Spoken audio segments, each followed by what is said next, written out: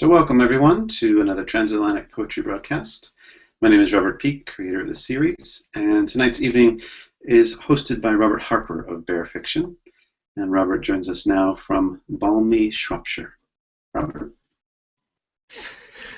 Good evening or good afternoon, depending on, or good morning, I suppose, depending on where you are watching from. My name's Robert Harper, and I run Bear Fiction magazine and the small poetry press at Bear Fiction.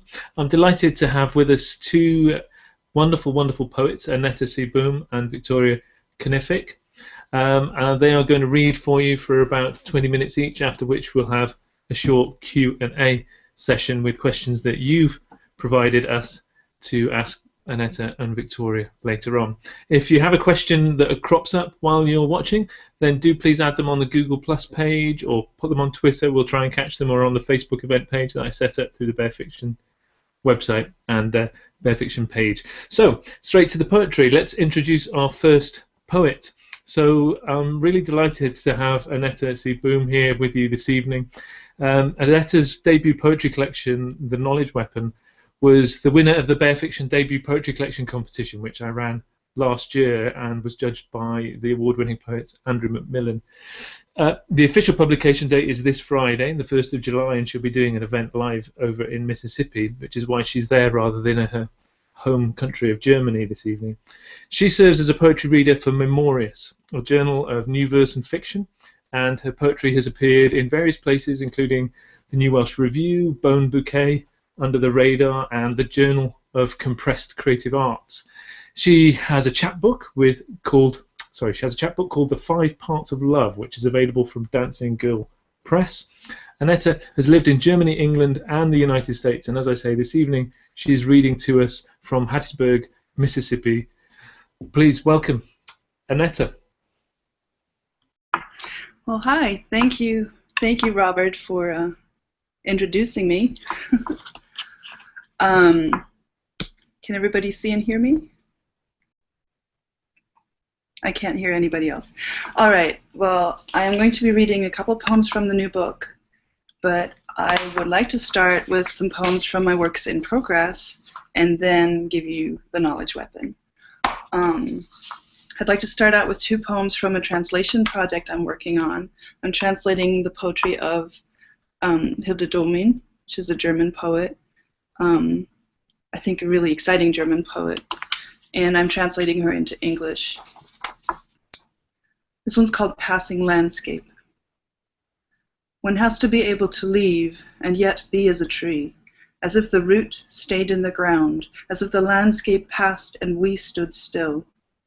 One has to hold one's breath until the wind lets up and the foreign air begins to circle around us, until the play of light and shadow, of green and blue, shows the old patterns and we are home, wherever it may be, and can sit down and lean against it as if it were the grave of our mother. This one's also by Hilde Domin. It's titled, How Little Use I Am. How little use I am. I raise a finger and leave not the smallest line in the air. Time blurs my face. It has already begun. Behind my steps in the dust, rain washes the street like a housewife. I was there. I pass with no trace. The elms along the path wave to me as I near, a green, blue, golden greeting, and forget me before I've even passed. I pass by, but I may leave the small sound of my voice, my laughter and my tears, and, too, the tree's greeting in the evening on a small piece of paper. And in passing, wholly without intention, I light this or that street lamp in the hearts along the way.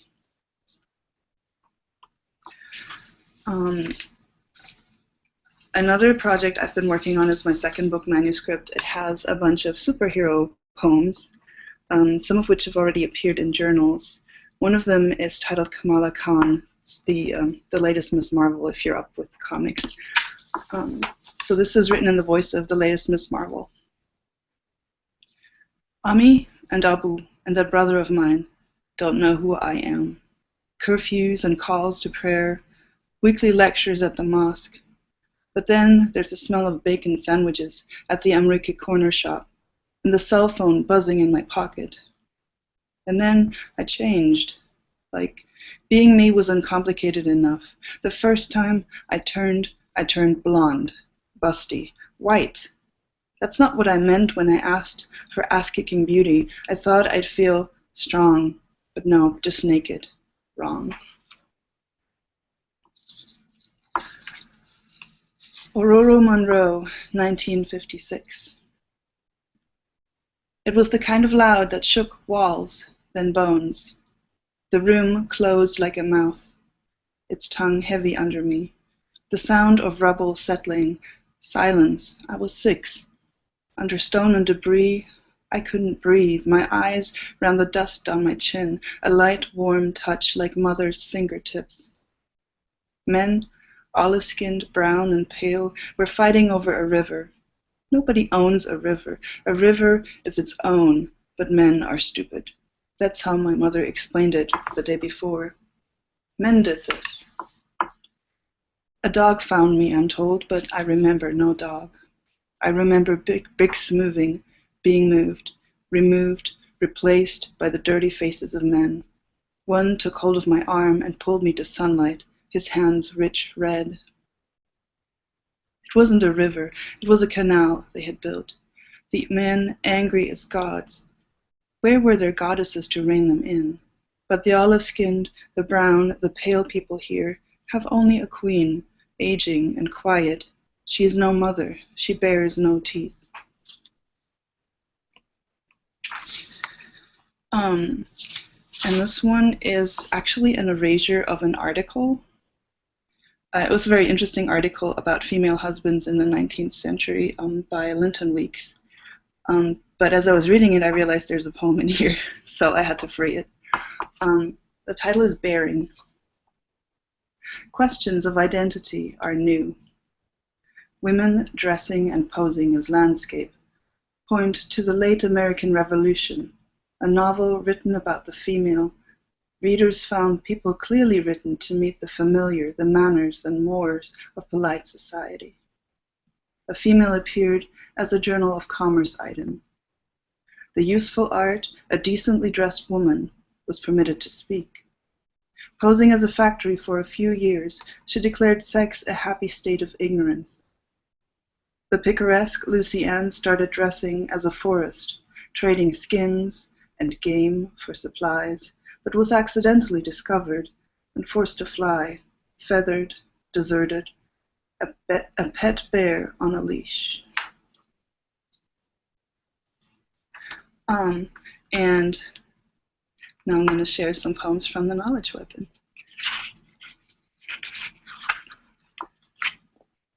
This one's called The Homemaker's Rain Dance. Go right now, layer the house with books, 16 inches for ample shielding. Accidents are happening everywhere, to everyone. It's a wonderful time to be alive. Fallout, a light dust. Wipe it off. Scrub and peel inanimate objects. They will be perfectly safe to eat. They are too small to hurt you. Locate salve, powdered milk, a hammer. Get on the floor. The State Orchestra's Conrad rendition will continue for an hour or so.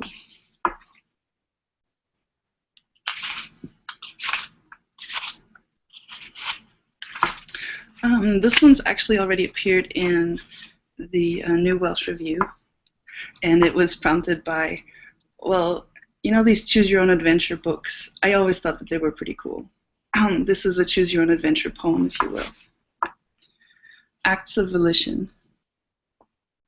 1, 3, and 5 are loitering at the bus stop. If they look your way, walk faster, then run. You choose to stop for chips on the way to 19. If you drink her warm Stella, 19 takes you to a strip club where you bump into 11, whose lover ditched him for another choice. At the club, 7 is dressed as a sailor. 7 grinds polyester against warm steel. Choose if 19 has had too much. If 19 is an angry drunk, choose if 7 stays cool. If you couldn't care less. If the bouncer kicks you out as well. If you choose to leave. In the street, 11 is waiting to meet 21. 11 is waiting. 11 wants to introduce you to Elvis, who now lives near Clapham Common. You ask 11 for a smoke. It's his last one. If you take it, Elvis swears at you. Elvis doesn't swear at you. Elvis takes a swing at you. Elvis thanks you very much. 7 appears. She wants Elvis to walk her home. Choose if she's pissed. Choose if she wants to talk, if she wants to throw up, if she wants to fuck. Choose if they get into a fight, which isn't a fight, which is an accident, an experiment gone wrong, a turn.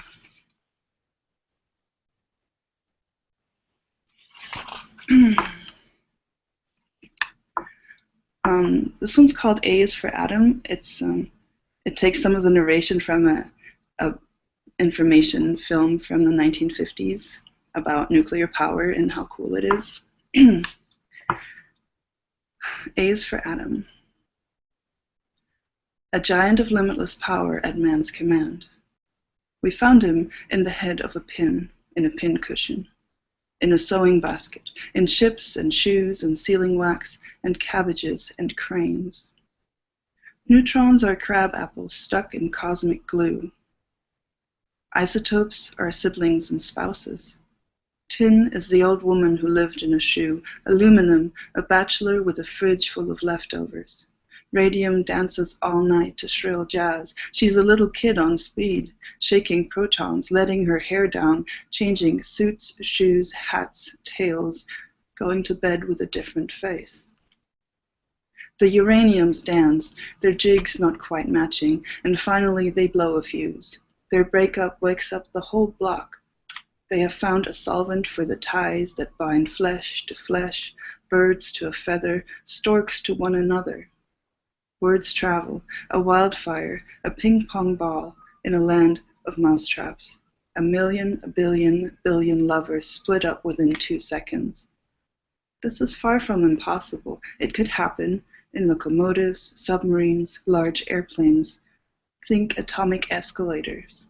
It would take the entire Yankee Stadium filled with dynamite to create the same measure of commotion.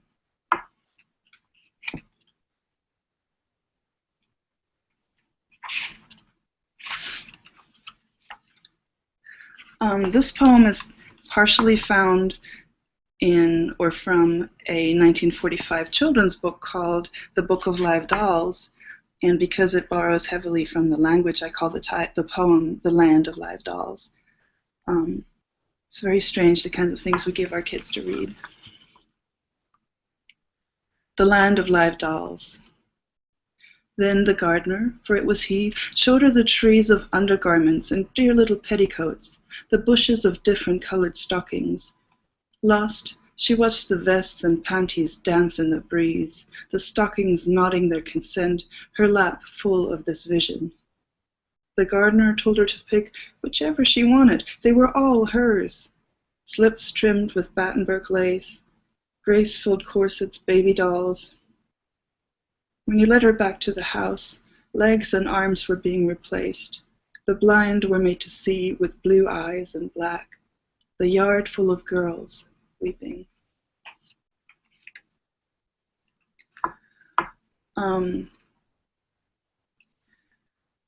This one's one of my favorites because I'm a space nerd. I'm really into space travel, science fiction, that sort of thing. So this is a message from Voyager 1 to Ed Stone. Dear Ed, it's time. I'm about to go to sleep. I'm tired. We've not talked in a while. I know, you know, I've depleted my supply of plutonium. I'm a junk pile with a golden record strapped to it. My cameras tell me nothing, I can't lie. Life will be different now. I may adapt. Like I have learned to do out here. The sky is an illusion. I remember the spectrum, the atmosphere's composition. I'd have sent a bird's bones, opium, a sign. You pick primes, recordings of the president. The slight curvature of space, a bend in the road, obscures the view. You can't face me. All right, I have one more poem that I would like to close with, and it's called Shortwave Sleeper. And I don't know if you know what number stations are, but if you don't, you should probably look it up because it's a pretty cool thing. It's kind of like the X-Files, but in real life. Shortwave Sleeper. Number stations amplify the empty room at night, counting up from 1 to 9 again and again. 11 words, a small tribe of voices seeking each other in the dark. Each sequence ends on 0. A distorted ice cream tune, a nameless child calling air to attention. When I was nameless, I had a radio so small it fit into my 2 hands. At night, I heard Moscow. I heard the atmospheric hiss of miles and miles of air called to attention. I was safe under the covers, 1 finger on the frequency. Thank you. And the knowledge weapon. Thank you, Annette. That was absolutely wonderful. I was just saying to the others in our little chat group behind there that it's so lovely after so long looking at these poems on the page, working with you to get this collection published, to hear you reading them. And I think Andrew Macmillan's quote on the back of the book is evident to those that are watching now. It says, open the book on any page and try not to be impressed by the command of language, the dynamism of image, the thrill of subjects which are on offer. And it's absolutely true. That was an outstanding reading. It's a real pleasure to be publishing your book, and I can't wait to welcome you over to the UK for our short tour later in the year, which we've got events with Annette in Birmingham, Manchester, London and Cardiff, so do check out the website for that. And you can also download a sample of the book from our website. So we'll have questions for Annette later on. But next up, of course, we have our next wonderful poet, Victoria Kennefick. Now, Victoria is a native of Shanagarry in County Cork. She's a Fulbright scholar, and she received her PhD in English literature from the University College Cork back in 2009. Her debut poetry pamphlet, which I have a copy of here, White Whale, was published by Southword Editions in 2015, and it won the Munster Literature Centre Fool for Poetry chapbook competition. And also, I was there on the night that it won the Saboteur Award for Best Poetry Pamphlet back in 2015 as well. In 2013, her poem Harrispex won the Red Line Book Festival Poetry Prize, and her manuscript was also shortlisted for the Manita Hume Poetry Prize. So we have 2 truly award-winning poets here with you this evening. Victoria's poems have appeared in print and online just over the last 4 years in various publications, including, fantastically, she's been in Poetry in Chicago, The Stinging Fly, New Irish Writing in the Irish Times, The Penny Dreadful, and Other Poems, The Irish Examiner, Southword, and also, I'm delighted to say, I had a couple of poems from her in Bare Fiction magazine. Victoria is joining us tonight from Shanagarry, County Cork, and it's my great pleasure to welcome her to read for you this evening. Victoria. Hello everyone, I'm absolutely delighted to be here, and you're very welcome to County Kerry, to Tralee, to North Cork and to my study. And Annette, that was a really stunning, amazing reading. It was just an honour to listen to you, and I'm so excited to hear and to read more of your book. I'd like to thank the 2 Roberts as well, or Roberts squared as I like to call them, for inviting me to be their guest and to be here with Annette.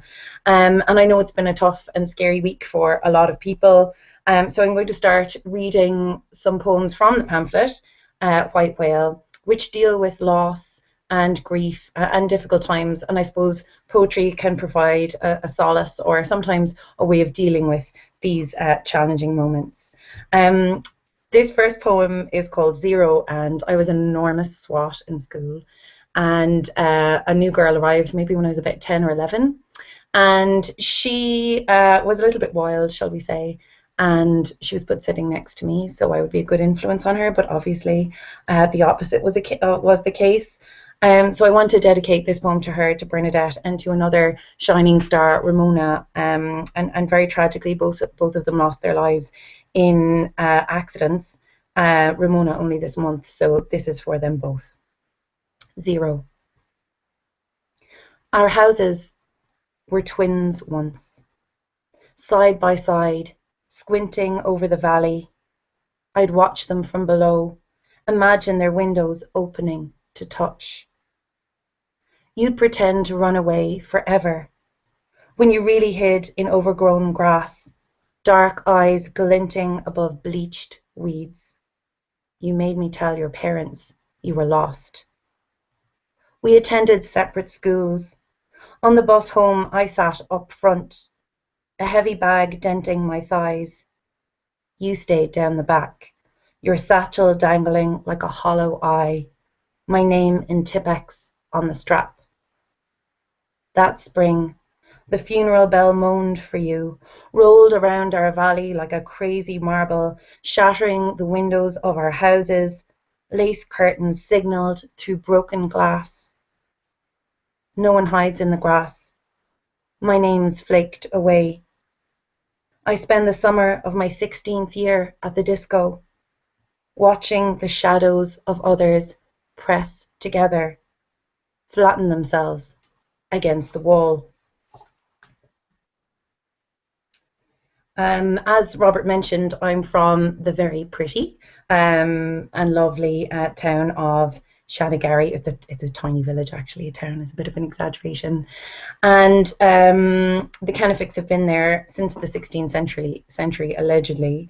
And there's a really beautiful graveyard there called Kilmahan Cemetery, and it's just very near the water, and it's a really, really special place. And my family's been buried there for generations, including my dad. So this poem mentions Kilmahan and is about my dad's resting place. Rib. I have visited your grave many times, expecting to find you, tending your plot, maybe with a shovel or a strimmer, turning your handsomely lined face towards the sun. In Kilmahan Cemetery, wild garlic excretes a heavy smell.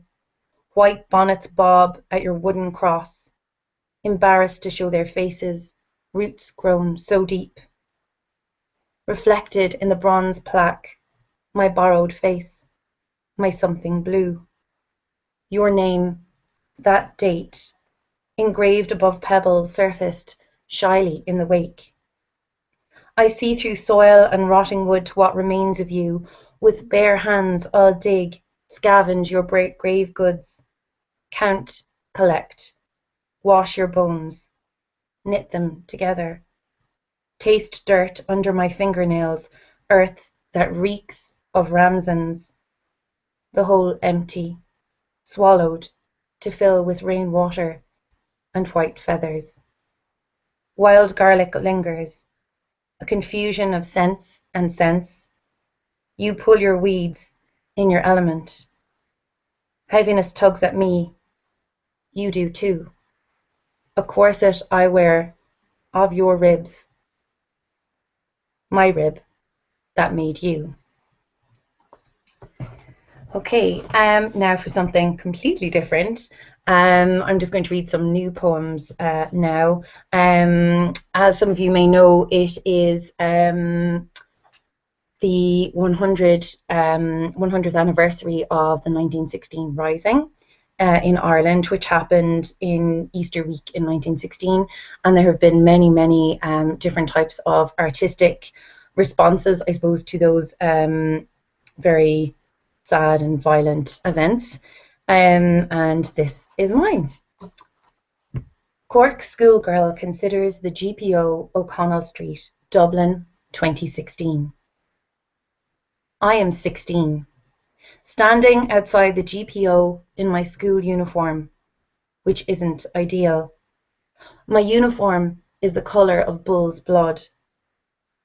I am 16, a pleasing symmetry because I love history. Have I told you that? It is mine, so I carry it in my rucksack. I love all the men of history, sacrificing themselves for Ireland, for me, like rebel Jesuses. I put my finger in the building's bullet holes, poke around in its wounds. I wonder if they feel it, those boys, younger than me. I hope they do. Their blooming faces pressed flat in the pages of my books. I lick the wall as if it were a stamp. It tastes of bones, this smelly city, of those boys in uniforms, theirs bloody too. I put my lips to the pillar. I want to kiss them all. And I do. I kiss all those boys goodbye.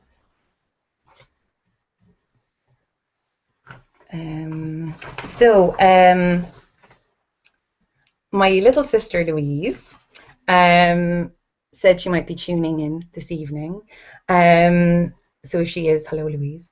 And Louise had the dubious honour of being my first reader when I started writing poetry at a very young age, and my first editor. Mostly her comments were too long, which I am grateful for. But she also made me promise that I would never write a poem about her. Alas, I can't say that I kept to that promise. So this is a poem for my sister Louise, and it's called Extension.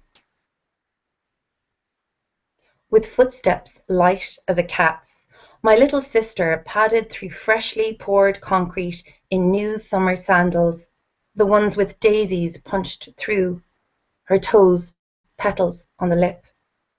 The sun gawped at her perfect, shiny head. Louise, I watched you stand in the middle of that grey square, a fluttering tissue in white, your fringe kissing the long, curious curl of your eyelashes, your creamy contentment at reaching the centre and remaining there a spell, until our mother saw you, roared at Willie the Builder, then at me, never at you. How could she? And waded in past the wooden boundary, going to you as you set in concrete, bending down to unstrap the beautiful sandals, small monuments to your bravery encrusted on the foundation, matching trophies on a mantelpiece. She landed you back on tarmac, where you grinned neat milk teeth at me, sobbed a little to our mother, waved to your sandals as if from a train.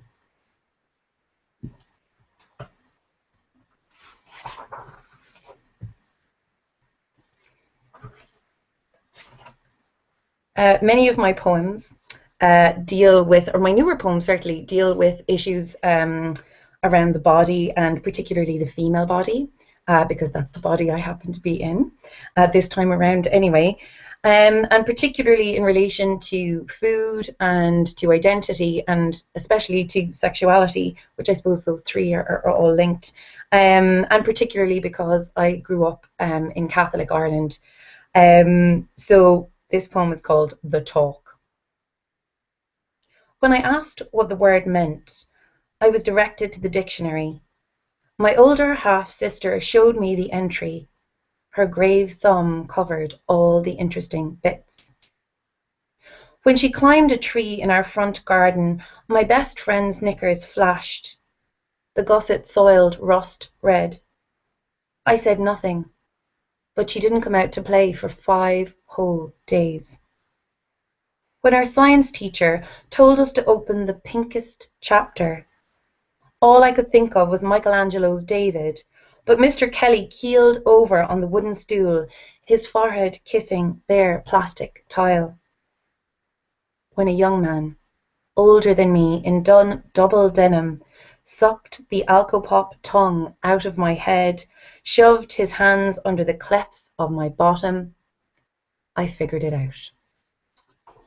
And it would seem I did figure it out, and it led me to Paris. And I suppose Paris it's a great cliche in terms of romantic fantasies, but Paris was up there for me as the top 5 romantic fantasies, I suppose, so no pressure on any trip there to be perfect. And I subsequently found out that there's actually a syndrome called Paris syndrome, which people suffer when they visit Paris, and they are so overwhelmed by its Parisianness that they just fritz. So all of those people who have suffered from Paris syndrome, I hear you. I am your sister. This is called Paris syndrome. The Eiffel Tower erected itself in my head. We couldn't find the lifts, climbed the stairs. Of course, they were fireworks. We stared at each other, rare exhibits in the Louvre. You licked my Mona Lisa smile right off. Of course, we were both in imaginary Chanel. We drank warm cider and ate pancakes, yours flambéed. I got drunk, my tights laddered on both legs. Of course, we experienced tachycardia at the Moulin Rouge. Our hotel, a boxed macaron on a navy boulevard, we spun around in the dark outside, rain dizzy. Of course, we slept at the Ritz. Our little room tucked into the corner, a pink pocket you slipped into that night. Of course, our fingers hunted for change. In the mirrored elevator, I couldn't meet your eye. I crushed you into the laminated sample menu and died. Of course, it was only le petit mort. I'm very interested in human beings' mating rituals and how people manage to meet, the various ways and means of people meeting and getting together and hooking up. So in my research, I came across this particular way of meeting, which intrigued me. It's called smell dating. They came in 10 tiny, transparent plastic bags. The torn armpits of strangers' t-shirts still humming with their owners' undeodorized sweat. Trust yourself, the website said. Your nose knows.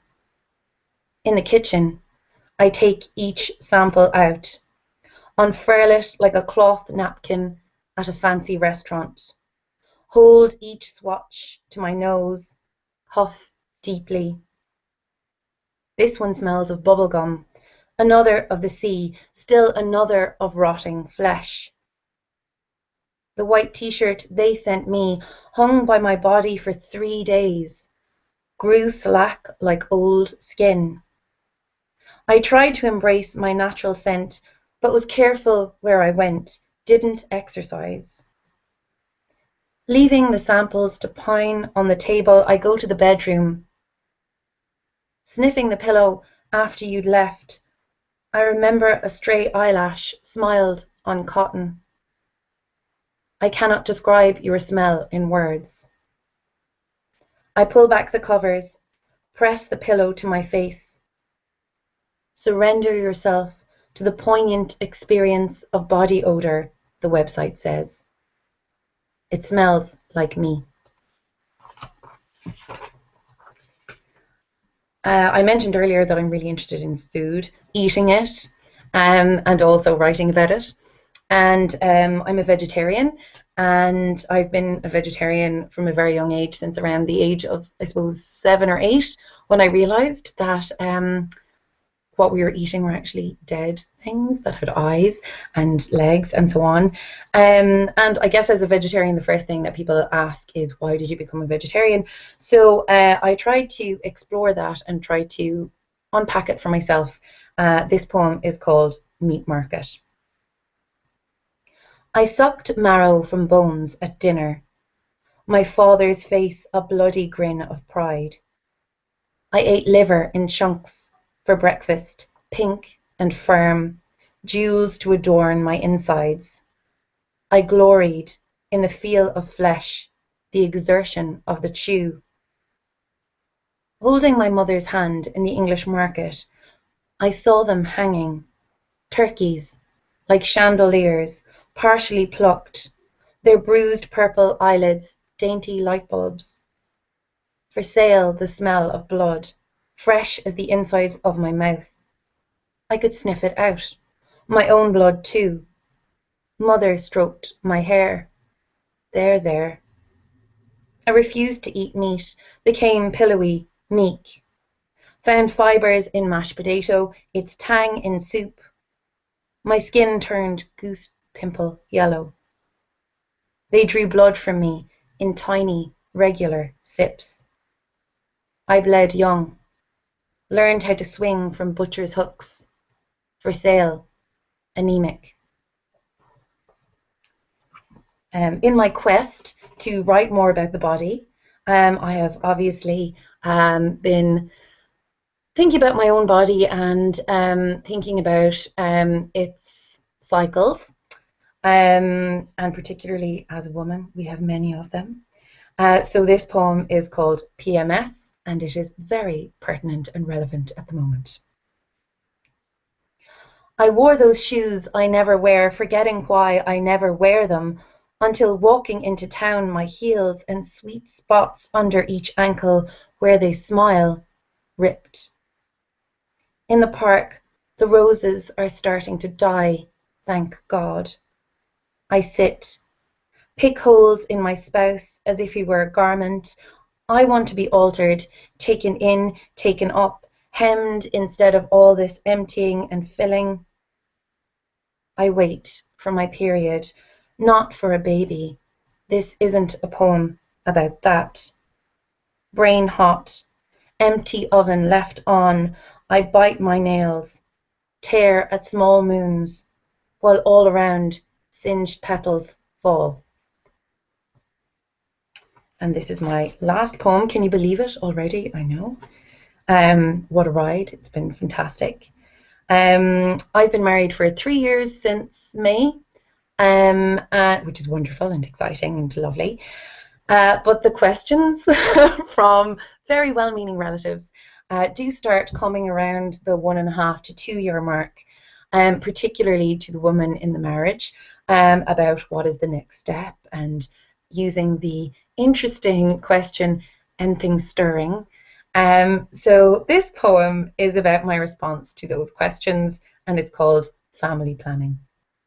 And I just want to thank the two Roberts again, and Annette for a really superb reading, and to all of you, wherever you are, for tuning in.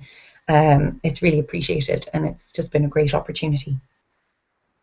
Family planning.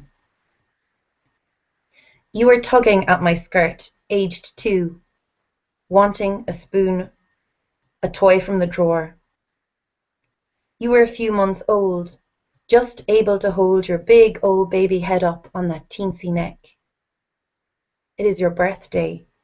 I am sweating and empty. You are covered in goo, rising and falling with my breath. I survived, and you did too. Your father is crying. We are a little family, neat as a pin. Except you are still waiting, Portia or Lucia or May in parts. I carry a tiny piece I secrete so secretly every month. You grow impatient when water turns that warm and brilliant shade. It is alive, while you are not. Daughter-to-be, if you could form your hands into little fists, you would bang on my womb, that carpet-lined waiting room. But your father has your fingers, and I have wrapped your nails up so you can't rip me to ribbons. We keep you apart, even as we come together. But I hear him whisper your name, soft as blame, in his sleep. Thank you so much. Thank you very, very much, Victoria. Thank you for that wonderful reading. Wow, I'm a bit blown away. I'm sure all of you who are watching now are too. I mean, two fantastic poets in the tradition of transatlantic poetry from across the Atlantic to over here, closer to where I am, but in Ireland with Victoria and Annette. Thank you very, very much. That was wonderful. As I said to you before, we're going to go into the Q&A section now, but do afterwards make sure you check out Victoria's pamphlet, White Whale, from Southword Editions, and of course Annette's collection, The Knowledge Weapon, from myself, it's only me, here at Bear Fiction. So now, if Victoria and Annette, if you could both bring yourself back live online and unmute your microphones in your videos. We have a couple of questions, and then I'm going to ask some myself. But this one is to both of you, but I guess we'll go with Annette first and then Victoria afterwards, if that's okay. This is a question that's come in on Google Plus here. It's one that I think is asked many times by people who are doing readings or just by poets in general, and it's one that myself and the poet Amy Macaulay were asked to talk about on a podcast just last week. But tonight we're going to get both of your responses to this. It's, what are your thoughts on the differences between hearing poetry read aloud or reading it as the written word, and which medium do you think offers a more enriching experience? What would you say, Annette? I have heard that question before, actually, and I have thought about it a lot, especially when I was trying to come up with the formatting for some of the poems, how they end up in the book. If you look at this, once I realized that how you put the poem on the page is really a direction, you're giving directions to the reader how you want it read. You're basically putting yourself there in absence. Those two modes actually sort of come together. I think that as a writer, you have the opportunity to give your reader clues how you want it read, by line breaks, by spaces, by spacing on the page. Now, the way I just read it obviously doesn't quite, you probably didn't visualize it like this, but hopefully seeing it on the page like this, you would have read the pauses in your head as you're reading it on the page. So I think some poems are more written for being read on the page, and some poems work better when they're spoken. So I think they both have important places. Yeah, I agree wholeheartedly with you. That's much of our discussion last week when I was talking to Amy Macaulay. And before we go to Victoria's point on it, Peter from the UK asked, which one would be your preference if you had to choose? If I had to choose, I don't know. If I really had to choose, I would go for having it on a page, because that way I could, like I said, through formatting, I could still make I could still have some control over how it sounds. Yeah. And of course, more people then, you can't be everywhere, so the poem can be apart from you and in front of people, can't it? We'll move over to Victoria with the same question. So, do you need me to repeat the question, Victoria? Are you good? No, I think I'm okay, and I agree with a lot of what Annette said. But what I find really interesting about the process as a poet, from writing something and then reading it out, you just never know what's going to happen, I think. You never really realize until you're reading the poems, what resonances they might have, and they, unfold when you read them silently to yourself, maybe when you're reading privately, and equally when you're an audience member or even the poet who's reading. Like, what's really interesting to me is that I practiced my reading earlier today, and I recorded it just so that I would feel comfortable and know what it would be like, the experience of talking to this little light up here, which is instead of all of you. And it was a completely different experience, knowing you were all listening. I found it much more intense. And so that in itself just makes it really magical, this notion of the poems being read out. So whenever I've gone to a reading and I've heard, for example, like really highlights of my poetry audience experience would be, say, Liz Berry, who's a brilliant reader of her work. I had read Liz Berry's poetry. I loved it. I heard her read. I got a deeper understanding or a different, maybe access point into her poetry, and it made me want to read it again. And sometimes you hear poets that you haven't maybe read their poetry before and you want to read it, or vice versa. So I really don't think you can have one without the other to some degree, because even if I come across a poem that I really, really love, that maybe doesn't have a recording of that poet, say, you know, a poet like Shakespeare or somebody, you have to like read out Shakespeare sometimes, don't you? Just alone in your room. So I think, or maybe that's me, but I don't think I'm alone in that. But I think those two processes, you know, the reading and the writing, the reading privately and the reading in front of an audience are, you know, they're married, as it were. I think so, and I love them both, I think. Yeah. Give me a good poetry reading any day, though. Yeah, no, they're both equally wonderful. I get great pleasure in either medium, you know. I love it. I love them both dearly. Now, just quickly, whilst you're there, Victoria, this is a quick question for you specifically from Richard over in the UK, and I think if you partly might have answered this a little bit in your reading with talking about your vegetarianism, but he does ask you why you're so obsessed with meat, because there's a lot of it in your poetry. It's an excellent question, and it's something I think through my poetry I am trying to discover, and really that's what, you know, a lot of my newer poems have kind of moved away from loss to some degree to a different sort of loss, which is the loss that we experience as we grow older in our bodies, from a baby to, you know, an old person, how many different bodies we inhabit and how we fuel those bodies. And I was a very sensitive child growing up, and that's usually a euphemism for like annoying. I probably was annoying, but I very early on just refused, like I love meat, but refused to eat it after a few incidents, like seeing the turkeys hanging upside down to be bought and sold for Christmas dinner. And also like the, you know, seeing the lambs gambling in the fields and that sort of thing. So I guess I'm interested in food because we have to eat it every day, and meat because I can't eat it.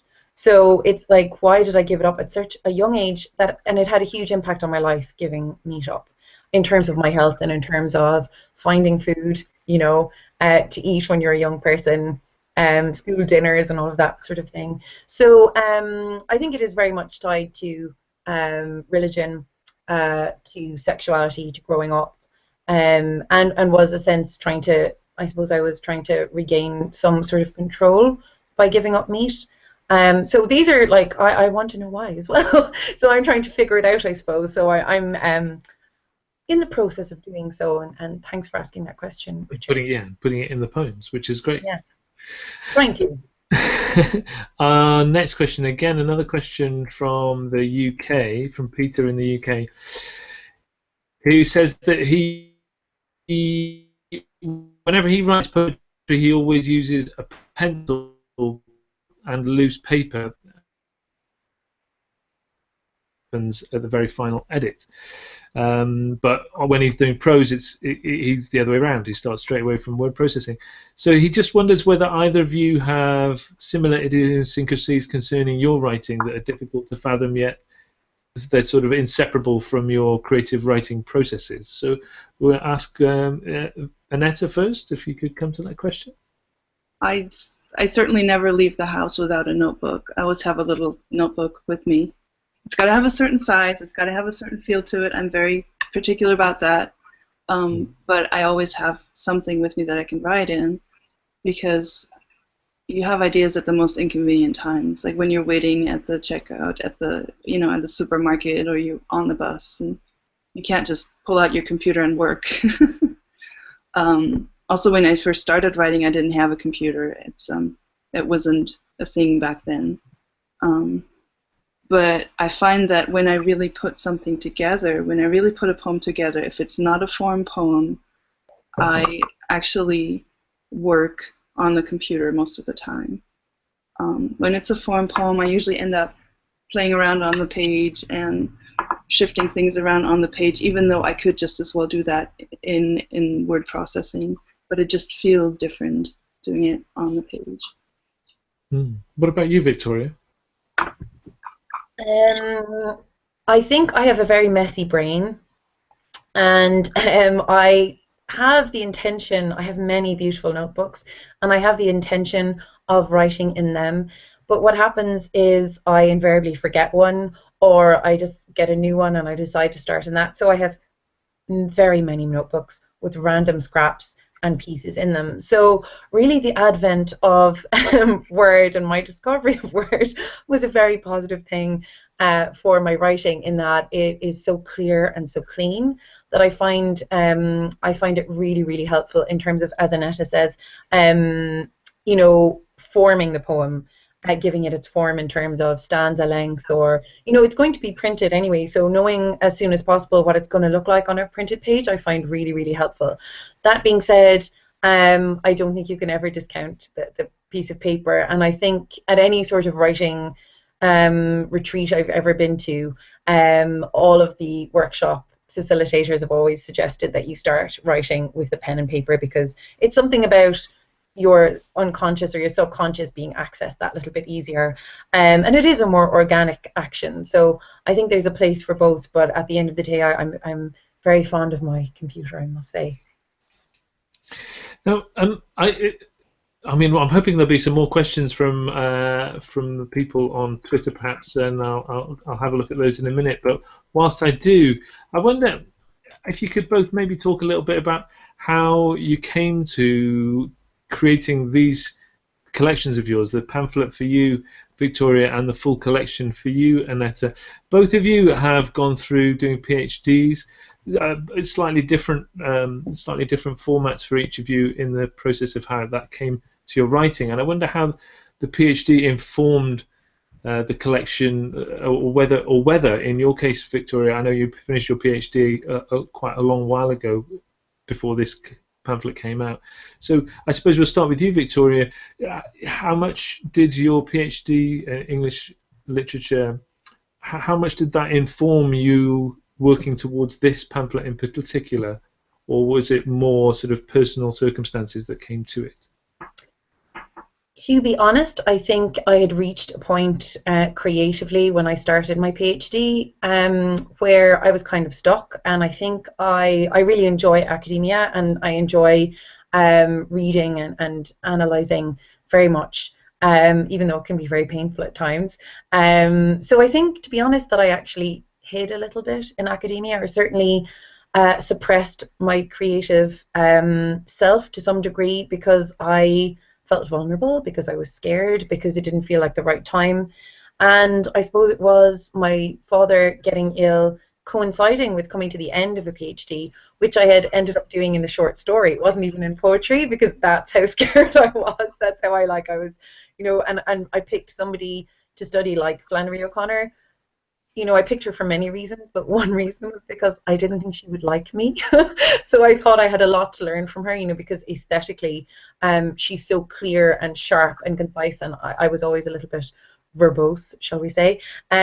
So I think I actually learned a lot from her and her writing doing the PhD, and I think it taught me a lot about discipline and perseverance and self-belief and the loneliness of writing. But at the same time, I think it was maybe personal circumstances, you know, my dad getting ill and finishing the PhD at that time, that really brought me back to poetry. And I'm very glad it did, very glad it did. Yeah, well, so are we. Thank you for being here. What about you, Annette? I know that this collection has come out of your PhD that you did in Mississippi, where you said exploring the language of knowledge and instruction, and how that can be unreliable and misleading. But how did you come across the topic? Why was it so important to you? Actually, I've figured out that this was the connecting theme, or the overarching theme, after the collection was pretty much finished. I realized what I was doing, because I kept going back to instruction videos, information videos, manuals, and all of this nuclear age stuff that somehow is very, very condescending, very patronizing, in a sort of well-meaning way, patronizing, telling you exactly what to do so you don't get killed, or so you know, enjoy the benefits of nuclear power or nuclear warfare, or whatever you want to call it. But I think it's part of my sort of feminist interests as well, because there's also very much a theme of male privilege going through the collection, I think. and of sexual violence, even though it's not very pronounced. But there's this dynamic of power between knowing or having information and not having information, so that knowledge actually can be abused or used as a weapon. And that I only sort of figured that out after I looked at the whole body of this collection when it came together. And then obviously I was able to revise and shape it a little more to make this a little more clear. So this collection is very close to what my dissertation was. I have added things, newer poems. On the other hand, some of the poems in this collection are more than 10 years old, and I've been working on them for 10 years, trying to figure out how to make them work. So I think the PhD really helped me figure out what I wanted to do with them. They were there, and I knew something was going on, but I couldn't quite put my finger on it. So there's been a lot of patience for you both, really, hasn't there, in coming towards having a body of work released as a whole to the public. It's not about desperately trying to get something out there. Well, I think if you desperately try, it's not going to happen. Indeed, I agree. But you are looking towards your next collection, and as you say, some of these poems are 10 years old. So some of the poems that you might be working on towards a next body of work, you've probably written them already. And I think you mentioned about your love of comic books and science fiction, and how science fiction and science fact are a big interest to you, along with that. And how do those influences come about for you to make them? You feel that poetry is going to come out of that. This idea of comic books and science fiction / fact. Well, when I moved to Mississippi, I made friends. Maybe the wrong friends, but I made friends among in the academic community and in the sort of poetry community here also. And some of these people were reading graphic novels of various types. They introduced me to all sorts of things I didn't even know were happening.